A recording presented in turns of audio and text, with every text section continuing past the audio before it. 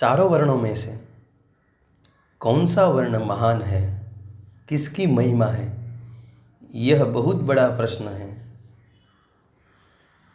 लेकिन मेरी माने तो यह प्रश्न ही गलत है। यह प्रश्न पूछना ही नहीं बनता, ऐसा प्रश्न खड़ा ही नहीं होता। क्यों? क्योंकि जब जिसकी आवश्यकता हो तब उस वर्ण का महत्व है, उसकी महिमा है। एक उदाहरण से समझे।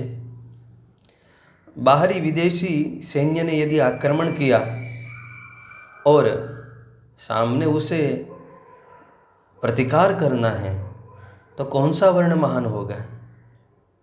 सबसे पहले तो शस्त्र विद्या क्षत्रियों को जिसने प्राप्त कराई, जिसने ज्ञान दिया, और आगे की स्ट्रेटेजी क्या रहेगी, आगे की योजना क्या रहेगी, यह जो मंत्रणा करते हैं,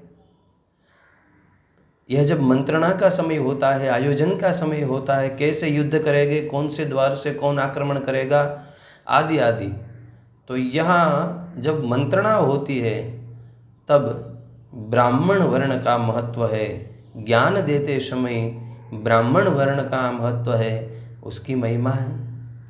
आयोजन तो हो गया, लेकिन अब युद्ध करने कौन जाएगा? तब क्षत्रिय वर्ण जाते हैं, क्षत्रिय वर्ण महान है, तब सभी की दृष्टि क्षत्रिय की ओर जाती है, उसकी महिमा है। क्षत्रिय युद्ध करने के लिए तैयार तो हो गया, लेकिन सैन्य के लिए संपत्ति की भी आवश्यकता होती है। हथियार बनाने के लिए संपत्ति की आवश्यकता होती है, अन्न की, राशन पानी की आवश्यकता होती है, पोषण की आवश्यकता होती है। तब कौन महान होगा?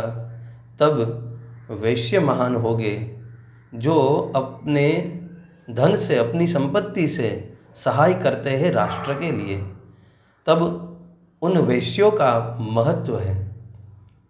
संपत्ति भी है, सैन्य भी है, लेकिन युद्ध करने के लिए शस्त्रों की आवश्यकता होती है। तब यह शस्त्र जो बनाते हैं, ऐसे शूद्र वर्ण की आवश्यकता होती है, उसकी महत्ता होती है।